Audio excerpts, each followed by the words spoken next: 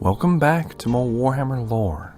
In today's episode, we'll be getting into the mighty Dawi of the Crusade, or you might know them, the Dwarfs. This video will specifically be targeted at their society, what makes them unique in Warhammer over other fantasy IPs, and of course all of this information from this video is being pulled out of the latest army books, the Warhammer Fantasy novels, and the Warhammer Fantasy Roleplay and its many expansions, specifically the 2nd edition expansions.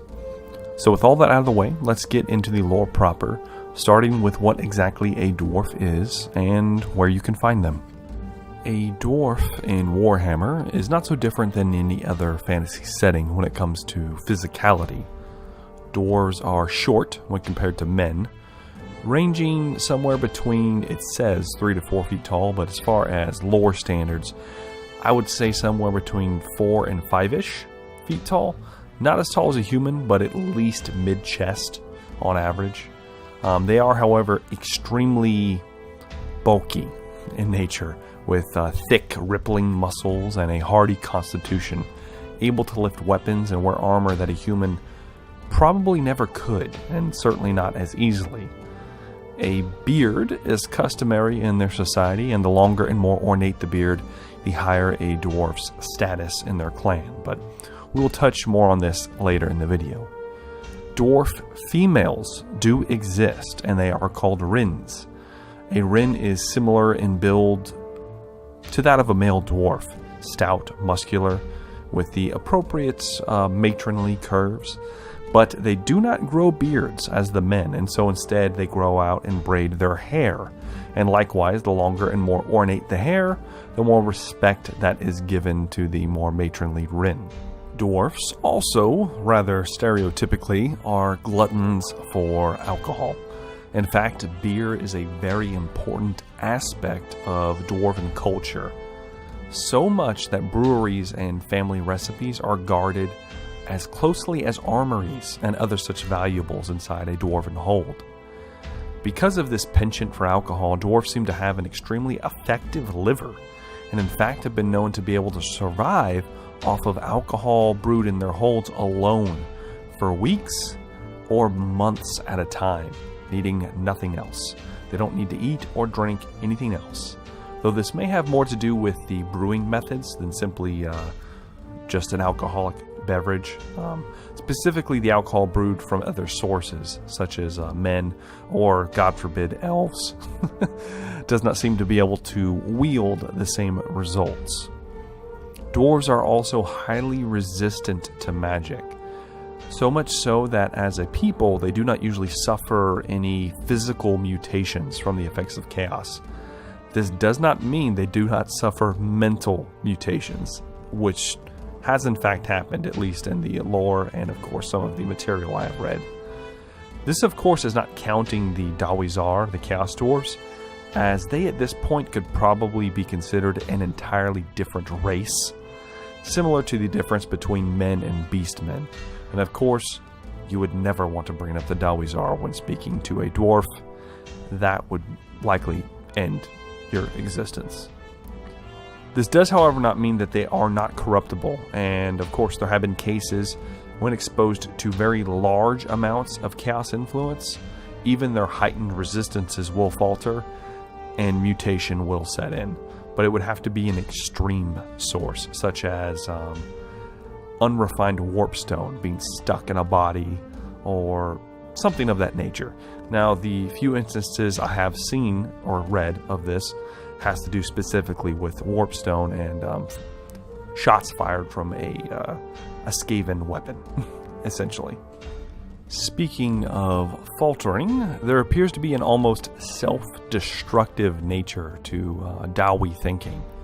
This stems primarily from honor and the twisting of it such to an extreme that it is amazing that not every dwarf takes the Slayer oath. However, that is a topic for another time, so let's refocus on honor and beards specifically. Yes, I did say beards. In fact, in Dawi society, the two are almost interlinked. Obviously, the older a dwarf is, the longer his beard, and such, the more respect that is afforded him. There is an entire culture of manicuring your beard. In fact, a Dawi barber is one of the most respected positions in the hold outside of a king or possibly a brewer, because they literally are manicuring your honor in a way. Therefore, the more ornate, long, and thick the beard, the more respect and probably wealth this same dwarf has. In fact, one of the reasons the Dawi and the elves, for that matter, are a dying race to this very day is all because of a beard. Of course, it is much more complicated than that, but the short version is that hundreds of years ago, the Phoenix King Calidor II shaved the beards off of Dawi ambassadors to Ulthuan, which then inspired some of the first dwarves ever to take the Slayer Oath at the loss of their honor. This war would go on to encompass the entire Karazhan and all of the elven settlements in the Old World. The races butchered each other to such an extent that their population has never recovered, and with the press of the old enemies such as Skaven and Greenskins, the dwarves are completely dying out, all over a shaved beard. Speaking of beards, this would actually make a good segue into technology and its importance to the Dawi. Dwarves in Warhammer have an extreme aptitude for engineering. While not necessarily the most creative, they are by far the most functional builders of both fortresses and homes, and of course arms and armors, in the implementation of war. In fact, they are who we have to thank for the invention of black powder, crossbows, and an assortment of artillery. And most of these creations of wonder are from long ago, during the War of the Beard, or the War of Vengeance, depending on which side you're on. Which also does showcase the stagnation that has also taken their society, which has led to the rise of men in their stead. Regardless, all Dawi, no matter how dumb they may seem, have an aptitude for crafting in some way, almost as if it is a part of their very makeup, their very DNA. They seem to have a connection with the mountains and underground places, and mining ore and metals has been a pinnacle of their civilization since the time of the ancestor gods and the founding of their race. Of course, I could ramble on and on about the engineering marvels, which also do include blimps and various flying machines, to essentially steam-powered tanks, to, of course, the invention of what we would consider napalm. To them, it's alchemical fire. Which then leads me back to the beards, which is the point I was coming across, and that the crazier and possibly hazardous weapons that they have been necessary to combat their dwindling numbers has led to beard armor. Yes, you heard me accurately. The Dawi of Warhammer have beard armor. At least the Ironbreakers and any who wield a Drake gun. Of course, more in-depth assessments of weaponry will be saved for my army video. The Dawi, if you have not realized by this point, primarily live underground in what they refer to as holds. They are impressive to a degree that is unfathomable. Impossibly large, larger than anything any man has ever built. The only architecture that might rival it in some way would be that of the elves of Ulthuan, but theirs, of course, is more elegant. This is a much more practical use, but grand on the same scale. Impossibly grand. The greatest of these holds are known as Karex, with Karaz-Karak being the capital of the Karaz-Ankor, or the Kingdom of the Dwarfs. Their empire, before the Great Catastrophe and the subsequent War of the Beard / War of the Vengeance, stretched far to the north past Kislev in what is now the Chaos Wastes, and far to the south in what is now the Southlands, and very near the Land of the Dead where the Tomb Kings reside. These farthest holds have unfortunately fallen by modern timeline, as well as numerous others, further isolating the Dawi to mostly the World's Edge Mountains range and pieces of the Black and Gray Mountains that inhabit the Old World. That is pretty much the only place you're going to find collect communities of dwarves outside of actual human society, which does in fact have quite a bit. Now, the fall of these holds has been due to mostly chaotic influences. The hold in the north was swallowed after the last chaos incursion. It was completely lost to the wastes. It became part of the waste. It wasn't before, and then it was. The furthest to the south was lost before the War of Vengeance. It went missing. No one really knows what happened. It supposedly is the birthplace of the dwarves. I am talking about Karak Zorn. And it was supposedly one of the most beautiful and wealthiest of the holds, but it has been gone for quite some time at this point.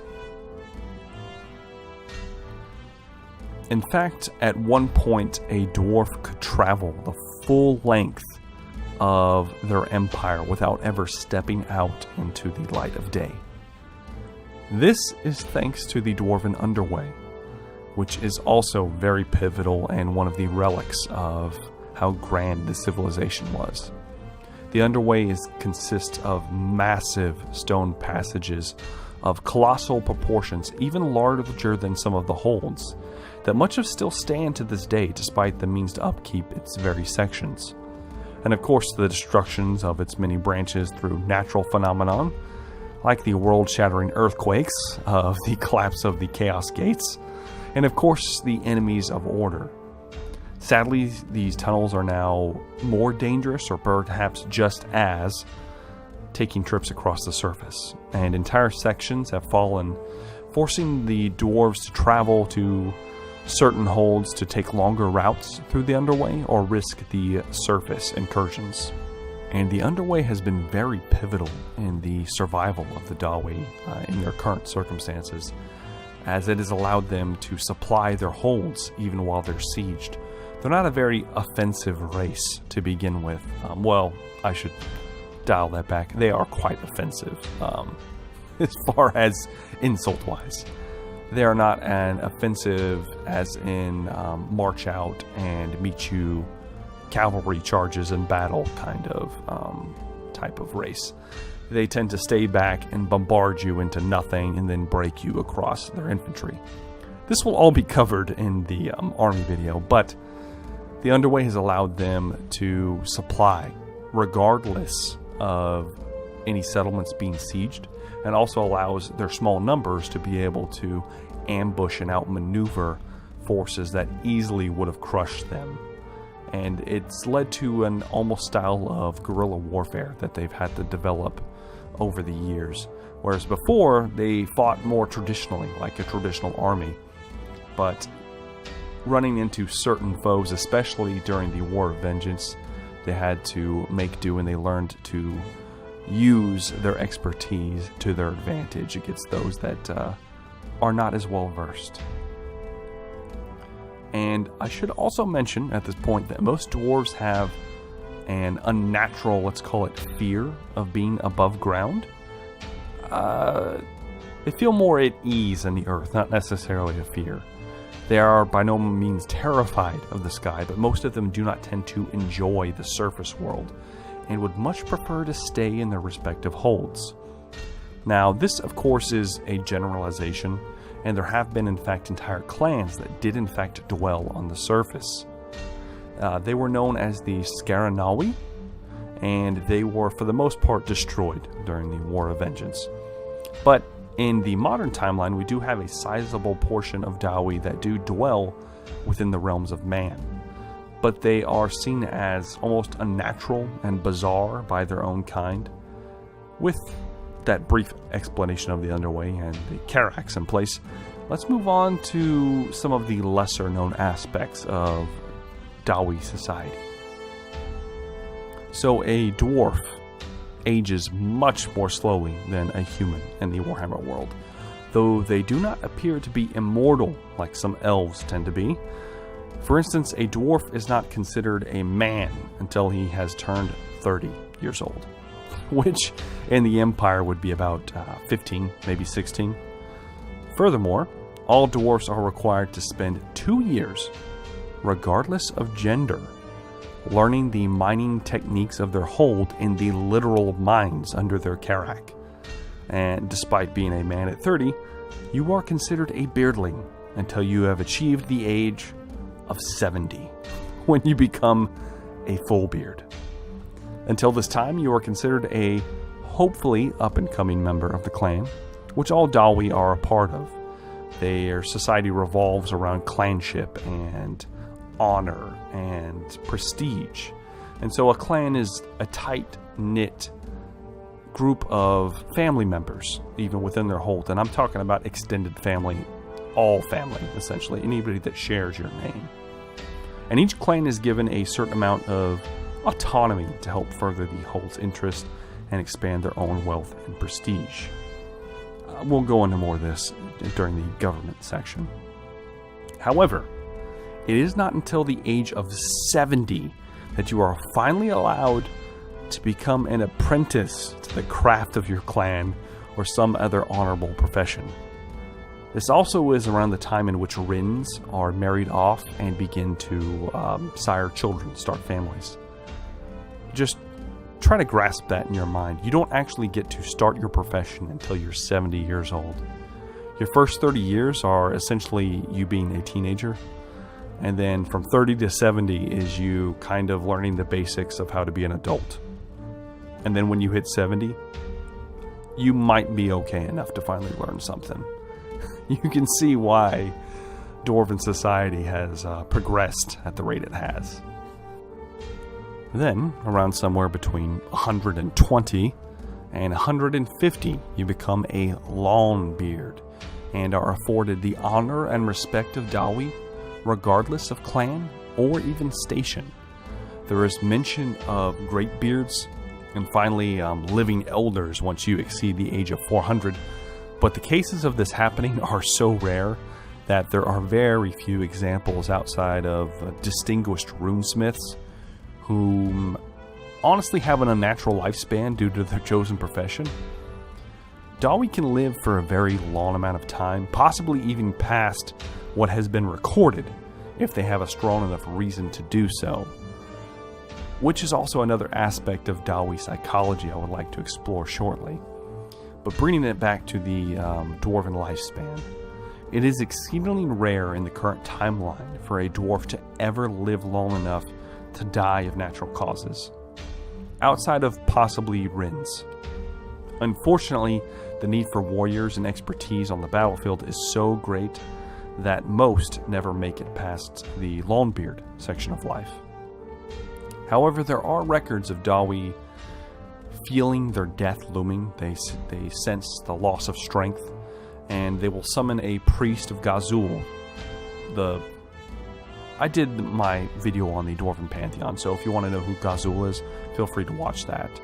And this priest will come preside over them as they venture into their tomb, and they essentially place themselves up in their tomb and wait for their death. And then the priest will carry out a ceremony. Typically, most Dawi, if their body can be recovered, that is, are buried in essentially family crypts, most of which are consecrated by sacred runes to Valea and Gazul, which also have been known to completely nullify necromancers' attempt to raise Dawi dead, and have been known to repel even vampires. And these are consecrated, like I said, by runes more so than any kind of mystic magic, because the dwarves, of course, do not use any kind of magic. And of course, while we're talking about lifespan, we should, before we get into the psychology portion, mention that the Dawi have a very unusual gender makeup, if that makes any sense. There are, on average, somewhere, I would say, between 1 Rin is born for every 9 men. So their proportions of men to women are very off for some reason. There's no rhyme or reason for it, but because of this, women are very valuable, and that's why they are not allowed to partake in the more dangerous professions outside of their 2-year stint in the mines. They are mostly reserved as healers off of the battlefield, or as essentially just housewives, basically, is what they are. They, of course, are given great respect. They're not treated like lesser-class citizens or anything like that. But they're just protected because there's not many of them. And if they die off, you've lost your hold. You've lost your ability to procreate. And so they're very protected in that way, if that makes any sense. Well, with that out of the way, this will bring us to some of the finer aspects of dwarven psychology, which I guess that does relate to it in a way. You see, the dwarves of Warhammer have an unbreakable will far superior than any other race. This is partially the reason they have lasted as long as they have, despite the losing battle they have faced for the past several hundred years, well, several thousand years actually. It is this strength of mind that allows them to remain stalwart despite all odds, keep them fighting long past what they should. It has even been known to stave off death, as is the case with most slayers that live for any significant amount of time, as they often incur horrible wounds and should in fact be dead, and would in fact kill any normal dwarf. But their will for an honorable death compels their body past its physical boundaries and allows them to press on even after being on death's door. Likewise, the strength of mind also brings a great amount of pride. In fact, you could say that pride has been the downfall of the Dawi, more so than any weapon or foe. Their pride and the honor associated with it is valued above all. So much so that the idea of grudges was born long ago. A grudge is simply a wrongdoing of some kind. It can be anything. A slight a dwarf has experienced at some time. And these can be anything as mundane as spilled beer to the death of kin. All grudges are recorded in a book of grudges, usually held by a clan elder or thane, or in the case of holds, the king. In the case of the High King, a special great book of grudges has been made, and many, many tomes have been filled, with each grudge being inked in the king's own blood, so that they will never forget. And that is the point of it all, is to never forget even the slightest challenge to their honor. This, of course, has bred a society in which you can imagine no living creature can exist without offending another, especially when you factor in the Dawi, let's call it explosive temper, and their longevity. It is a common occurrence for rival clans to have multiple grudges leveled against one another, forcing them to not cooperate despite the need to in this very trying time, which also has led to the stagnation of this society. You see, the dwarves are their own worst enemy. They have created all of their problems for themselves in some way. Chaos just needed to urge it just a little bit, just to incite some of the violence, but otherwise they've pretty much doomed themselves at this point. Now, there is recompense for grudges outside of violence, though often it does resort to violence. There is, of course, the idea of Weregild, which is something that the Northmen borrowed from them long before they became worshippers of chaos, of course. This is when they would still be like barbarian tribes. This Weregild is where you would recompense somebody through either deeds or through goods, gold, such as whatnot, depending on what the grudge was to begin with. Now, as far as the government is concerned of the Dawi, their society is run by kings, and these are actual kings, with the respective representatives from clans within their realms serving as a kind of council, as well as any worthwhile longbeards and elders. They are also included in the council. In addition to the individual kings, you do have a High King, or King of Kings in a way, that can unite the holds in a time of need for a greater purpose. This has become more and more necessary, as the grudges between holds has even affected trade and fellowship between Dawi kings, on a level that would put even the most hostile elector counts to utter shame. Now, the kings don't have to actually listen to their High King. It is just a matter of tradition at this point. So most of them do, but there's always that off chance that one of them might get an idea in their head that they don't have to. And so often positions are tested.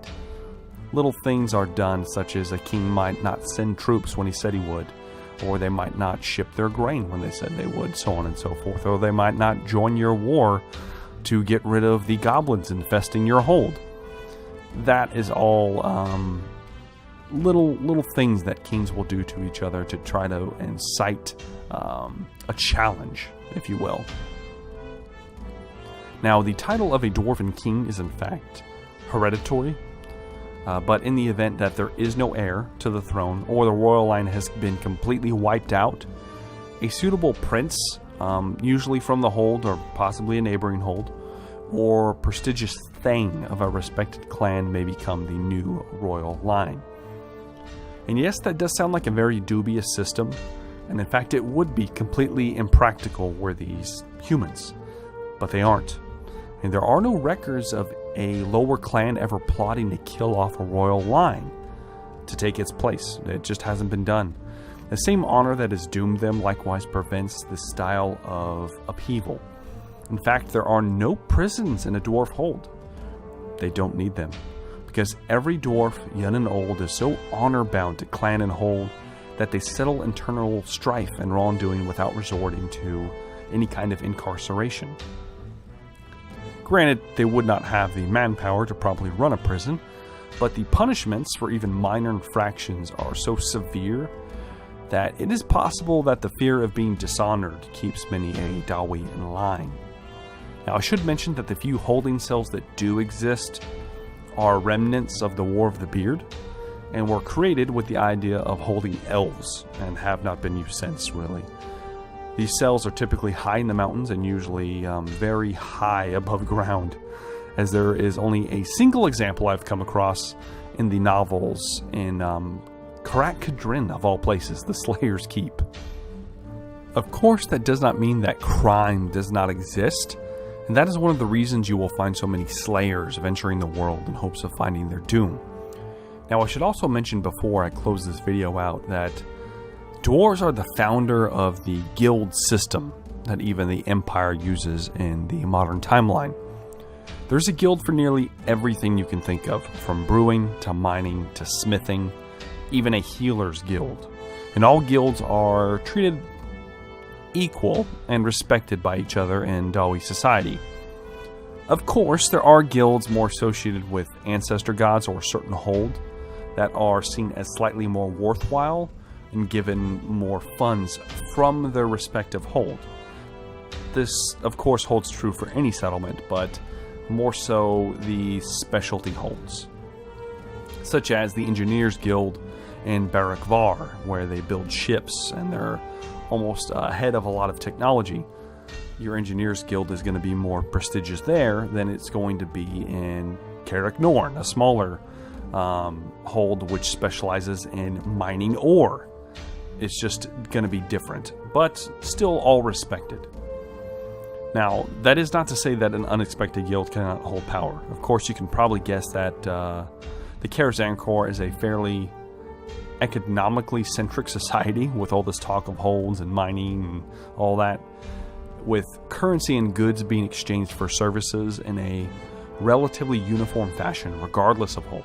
They do have money, but it is only worthwhile if the hold agrees it's worthwhile. They will weigh each other's money. All dwarves are very shrewd, let's put it like that. Very untrusting, even of each other, of course. And they love to hoard some gold, I'll tell you what. In fact, there is a sickness that involves Dawis, specifically dwarves, where they can get a gold sickness where they just become deranged at the sight of wealth and will do anything to have it. So much so that one of the examples I have is where a group of slayers. Mind you, slayers aren't allowed to hold any wealth or anything. They're supposed to be considered dead. One of them has this gold sickness and charges into a dragon's den with the dragon still in it. Of course, it melts him, roasts him into a pile of goop, but he still did it nonetheless at the idea of trying to get a hold of all that gold. So they do have a very greedy nature about them. Now, I got a little off topic there, but they do have a standard currency, and trade is a pillar of keeping the holds afloat, as in the modern timeline, the Dawi are growing quite dependent on humans of the Empire for their grain and even some of their meats. But as far as a uniform currency, they just don't have it. And now we should mention Dawi diplomacy, which will only ever relate to their trade with humans, and probably each other, of course, but we've kind of gone over that. They, of course, are untrusting, but when it comes to other races, they want absolutely nothing to do with elves, to the point that it's mostly, of course, it's all due to the War of the Beard, but it's gotten so bad, none of the current dwarves alive could ever remember the War of the Beard. It's been so long ago. But of course, you know, they hold on to their grudges. And as a society, they will not speak to elves, and it is almost seen as a faithful act if you don't kill an elf on sight. They hate them to an extreme. And I will say elves are grating in Warhammer. They are superior beings in their mind's eye, and they believe that the dwarves are just mud-dwelling, filthy savages. Compared to them, in their mind, they are. And likewise, the dwarves see them as snooty, pompous, little prim things that don't know what it's like to actually work. And to an extent, they might be right. But at the same time, dwarven diplomacy mostly involves them telling you, hey, we're going to do this, and you're going to accept it. And if you don't like it, too bad. Whereas the elves might coax you into it and make you believe that you're getting a good deal even though you're not. The dwarves just pretty much just tell you how it is, and you either take it or leave it. Now, there is a little wiggle room. They are, you know, of course, masters of industry, so haggling is a good thing. But as far as diplomacy when it comes to military strength, long ago, because of the relationship between the men of the Empire and the dwarves, specifically because of Sigmar, he wields Gal Miraz, which was a gift from the current High King at the time, and bound the dwarves to the Empire of Man in a way that they are lifelong friends. Regardless of how men treat them or how dwarves treat men, the Dawi, because they have made an oath as a people, will always come to the aid of man, specifically the men of the Empire. That does not mean the Bretonnians. That does not mean the men of Kislev. They did not make an oath to them. They made an oath to Sigmar. So, therefore, his empire are considered his descendants. And so they are honor-bound to defend them, which has led, this is one of the reasons why Kislev has fallen as many times as it has, as some of the Dawi will venture forth, of course, and try to defend the men there. But until the Empire gets involved, that's when you finally see the big forces coming to move. Is whenever the Empire of Man finally decides it's going to act and help defend Kislev. Then the Dawi will send forces. It's usually not the other way around. Usually. I'm not saying they don't have good relations with the men of Kislev, because some of the holds up north do. But it's just not the same. There is a certain amount of honor between the dwarves of the World's Edge Mountains and the men of the Empire. And that's pretty much the only diplomacy you will ever see them engage in, outside of haggling and asking for troops from one another and whatnot, and trying to retake their lost land they have.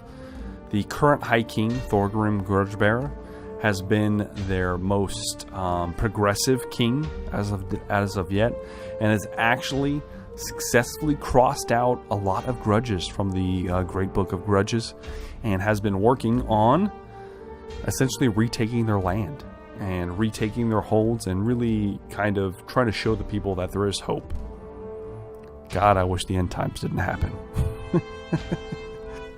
Yes, the Dawi are a proud people, but a very productive people, and if you do manage to win their friendship, you will be lifelong friends, because they value honor, of course, that much, that if they make an oath that you're a friend, you're a friend. And if a Dawi ever names you dwarf friend as a human, you are giving much more privileges than any human ever would. You almost have the privileges of another dwarf, which is highly unusual in any other society. That's a very unusual occurrence. Even in human society, dwarves are seen as kind of just strange and almost just a necessary thing. But in conclusion, the Dawi are a hardy, stalwart force of order in the Warhammer world, an immovable mountain ready to weather the storm of chaos no matter the odds. This makes them excellent allies, but also fickle friends, as their pride and honor supersede the benefits of the greater good when making decisions that could save themselves and others from annihilation, as we do see in the end times. But they are also a defeated people, with their numbers dwindling and their empire slowly being chipped away by greenskins, Skaven, and even the forces of the Dark Powers have taken certain holds from them. They are a doomed race, but with their resolve, they will persevere as a proud people and grace the halls of their ancestors long after they are gone. I would like to thank all of you that have made it this far into the video. I know it has been a long time coming, and I hope to crank out some more lore for you guys soon, much more sooner than this one has taken me. I'm only human, and the demands of life have stretched me thin, but I still enjoy this, and I hope to continue, guys. As always, I very well could have made a mistake or left something out of the lore video on the Dawi Society. If I have, feel free to leave a comment in the comment section if you have any questions. And don't forget to like and subscribe to the channel to see more content like this, and of course other. Recently, I've started up a Warhammer Fantasy Roleplay campaign airing on the channel, and it is chock full of lore and interesting story, if I do say so myself. So feel free to check that out. Until next time, I have been Jumbo Thick. Thank you for watching, and I hope to see you all very soon. Have a good day.